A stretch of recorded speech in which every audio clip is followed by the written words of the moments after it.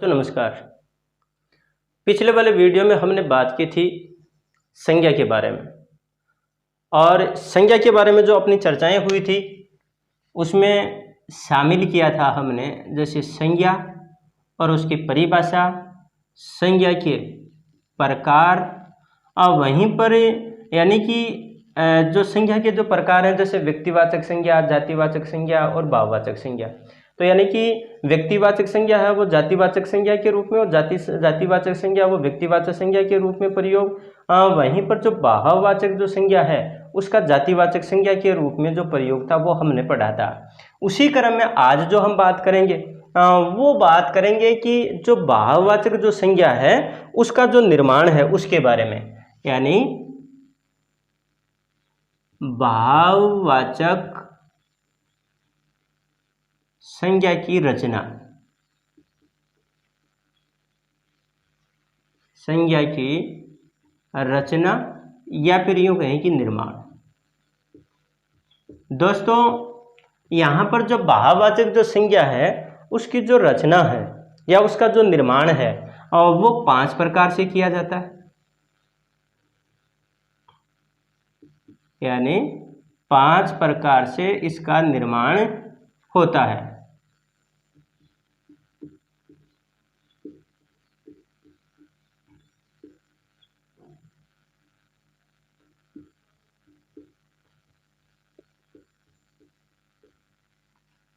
अब 5 प्रकार में कौन कौन से हैं देखिएगा। सबसे पहले है जैसे कि जातिवाचक संज्ञा से। दूसरा जो बिंदु है वो है सर्वनाम से।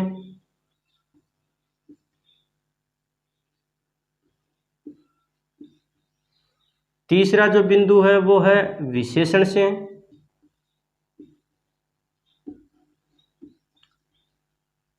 चौथा जो बिंदु है वो है क्रिया से।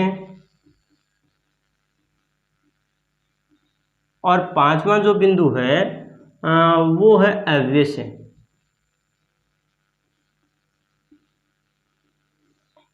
अव्यय से भाववाचक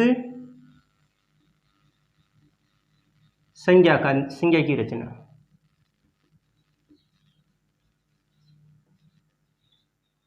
संज्ञा की रचना, ये बात यहाँ पर हमारी, यानी कि भाववाचक संज्ञा की रचना कितने प्रकार से? 5 प्रकार से। नंबर 1 जातिवाचक संज्ञा से, वहीं पर नंबर 2 सर्वनाम से, वहीं पर विशेषण से, और फिर क्रिया से, और अंत में यानी कि अव्यय से। इसमें सबसे पहले जो यानी कि हम बात करेंगे वो बात करेंगे कि जातिवाचक संज्ञा से भाववाचक संज्ञा का निर्माण। तो जातिवाचक संज्ञा से भाववाचक संज्ञा बनाने की जो हमारी बात थी उसमें विभिन्न जो उदाहरण हैं उनको देखिए आप। और ये जो सारे जो उदाहरण हैं वो दोस्तों आपकी जो बोर्ड परीक्षा के हिसाब से देखें या फिर यूँ कहें कि विभिन्न जो प्रतियोगी जो परीक्षाएं हैं उन परीक्षाओं के लिए तो और भी ज़्यादा महत्वपूर्ण बिंदु है। इसलिए इस बात को अच्छे ढंग से समझना जरूरी है।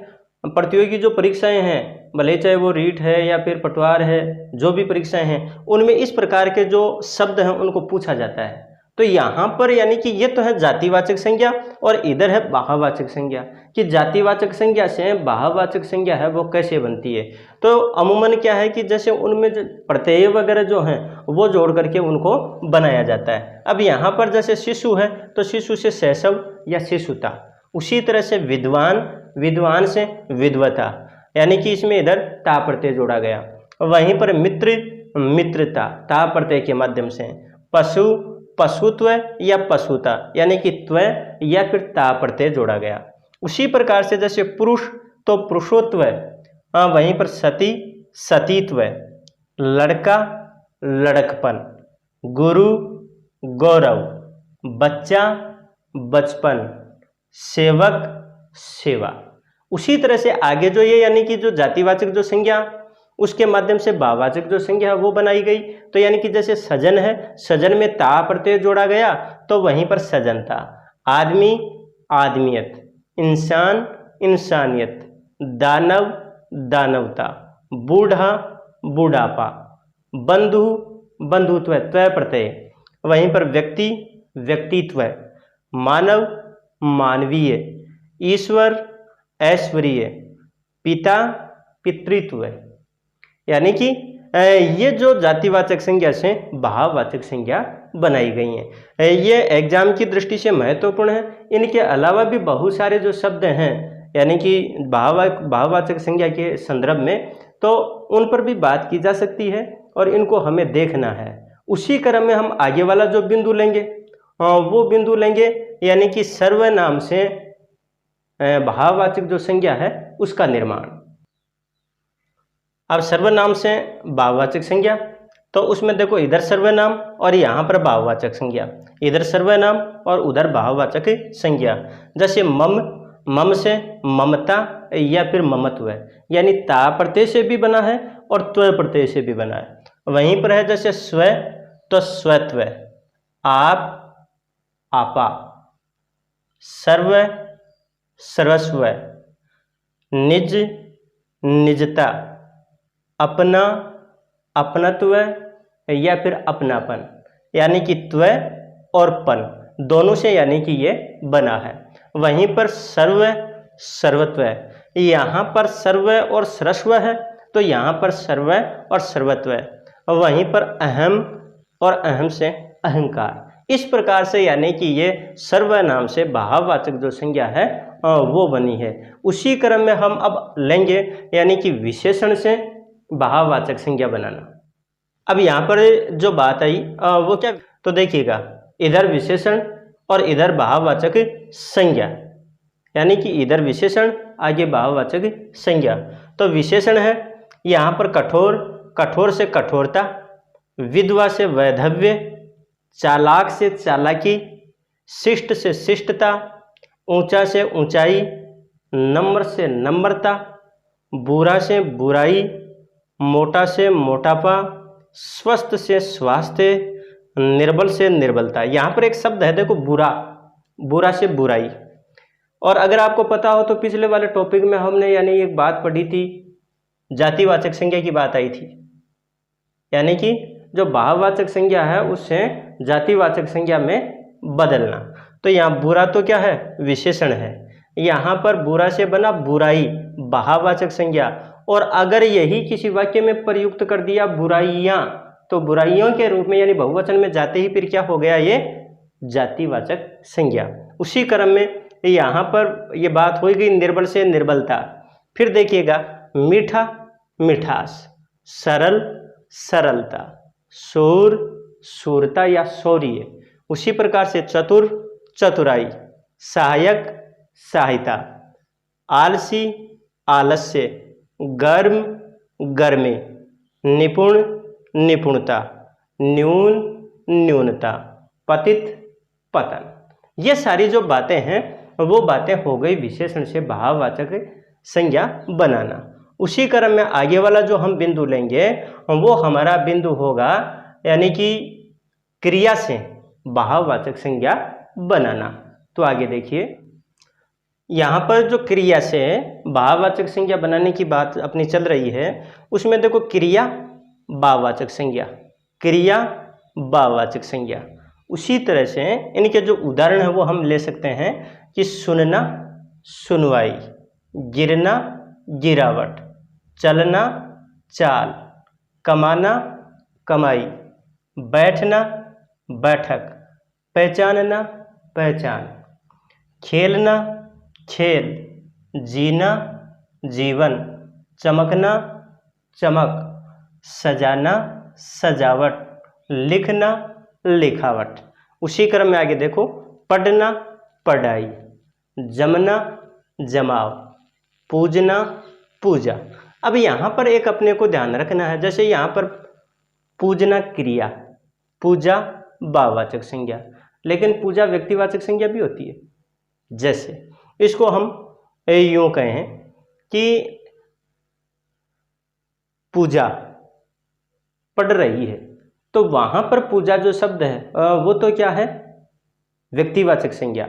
और अगर इसी बात को हम यूँ कह दें मंदिर में पूजा हो रही है, तो वहाँ पर पूजा शब्द किस में आ गया, भाववाचक संज्ञा के रूप में आ गया। इसलिए ऐसे शब्दों का हमें थोड़ा ध्यान रखना है। वहीं पर जैसे हंसना हंसी, गूंजना गूंज, जलना जलन, भूलना भूल, गाना गान, उड़ना उड़ान, हारना हार, थकना थकान या फिर थकावट। उसी रूप में जैसे पीना पान।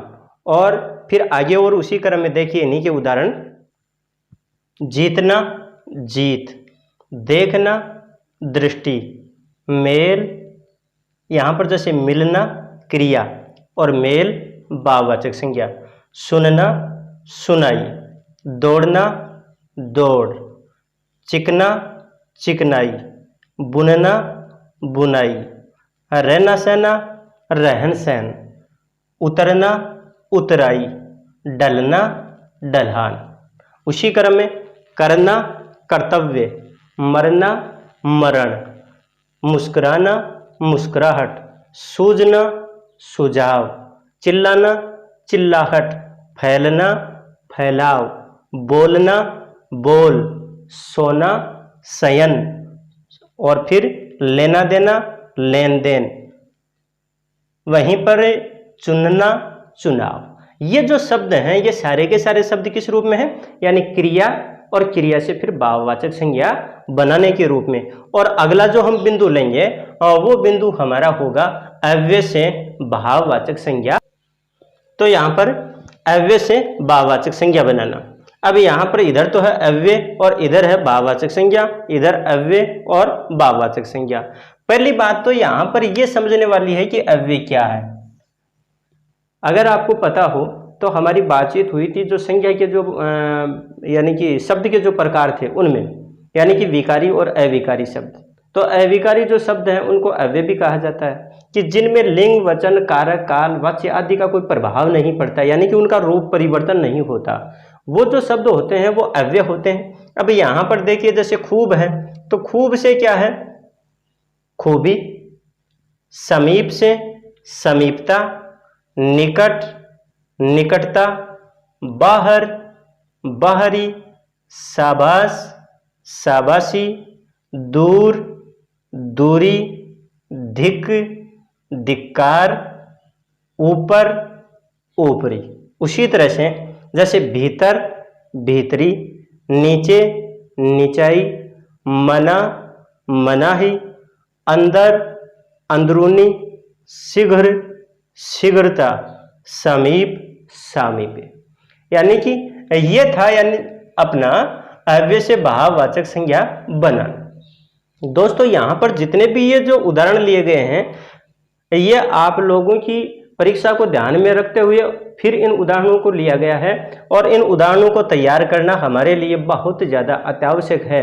हमारी जो प्रतियोगी परीक्षा में सफलता हासिल करने के लिए ये शब्द आप लोगों के लिए बहुत ज़्यादा फायदेमंद होंगे, बहुत ज़्यादा आप लोगों को सफलता के करीब पहुंचाएंगे। ऐसी स्थिति में हमें इन शब्दों का ध्यान रखना है।